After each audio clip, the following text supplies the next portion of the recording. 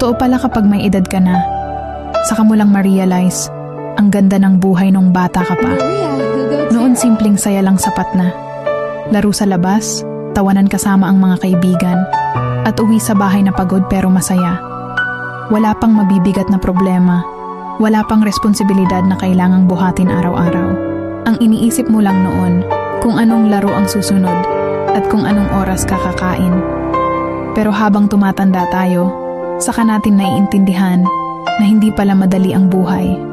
May mga pangarap kang kailangan ipaglaban, may pamilya kang gustong bigyan ng magandang kinabukasan. Doon mo marirealize na ang mga simpleng araw noong bata ka ay mga panahong hindi mo na mababalikan. Pero pwede mong gawing inspirasyon para mas lumaban. Kaya kung pagod ka man ngayon, tandaan mo lang, minsan kang naging batang puno ng pangarap at hanggang ngayon nasa iyo pa rin ang lakas na iyon para ipagpatuloy ang laban sa buhay.